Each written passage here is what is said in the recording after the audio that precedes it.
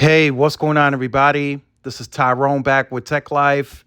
And here I have a great article for you guys from Light Reading. I will leave a link to it in the description so you guys can check it out. So this is an older article from earlier in the year. AT&T's Manfield touts mid-band 5G, but downplays standalone 5G. So something very interesting to note now from AT&T, they're starting to widen their C-band bandwidth. So in a lot of markets now, you're going to start seeing AT&T's C-band, the 3.7, going to 80 megahertz. And then there's one market where they have 100 megahertz. That's in Dallas, Texas. And we're starting to see that as well. So I'll have some videos later on today on some of those speed tests of the 100 megahertz on AT&T C-band. They got up to about 1.3 gigs. So AT&T is starting to mature in that build out, right? They got the C-band on the sites. They're now starting to also widen the bandwidth, just like Verizon. They still have a DoD in the tank that they haven't added to all the sites. So there's still a lot for AT&T to come, and they're not adding or they're not doing the fixed wireless access to any significant scale. So they're going to be fast on that spectrum for the mobile user for a very long time. If they could do 1.3 gigs on just 100 megahertz without the DoD, which in Dallas would probably get them to 140 megahertz, and they're not taking on that fixed wireless access usage, they're going to be I mean, if the numbers show it by fact, we still have to wait on that, but AT&T could become the fastest mobile carrier in the United States, even with a less denser network.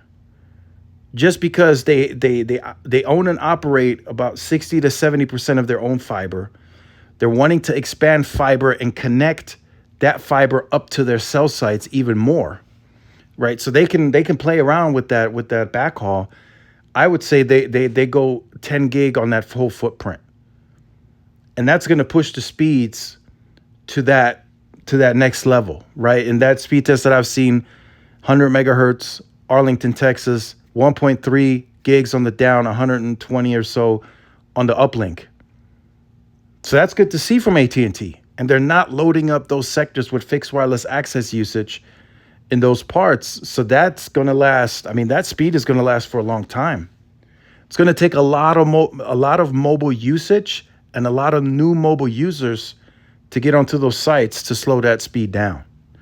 Now, that could happen, of course, over time by default, but AT&T should last a lot longer because they're not, at least not yet, they're not loading up those sectors with fixed wireless access users. Although I think the only way realistically for them right now to monetize all that capacity is fixed wireless access users. But for now, they're sticking to their script. They're sticking to the fiber, and they're sticking to the mobile users being separate. That's one thing they want to do. And the reason I pulled up this article is because they're doing the mid-band thing without moving it to SA, and they're already doing 1.3 gigs on NSA, right? So there's still, of course, other spectrum that's on LTE that's associated with that, but eventually that will be refarmed, and all of that will eventually go to a standalone core. So AT&T is going to be very fast without having to worry about prioritizing mobile from fixed wireless access. Everyone just has a free lane. And that's going to be a great experience, although you don't need that faster speed for your mobile connection. But to not have that worry, and you should be able to stream the 4K, no problem, or anything else that you want to stream. You should be able to stream that without any issues. So let me know what you think about that in the comment section down below. Look forward to reading your comments. Make sure you guys like, share, subscribe, and I'll see y'all in the next one. Peace.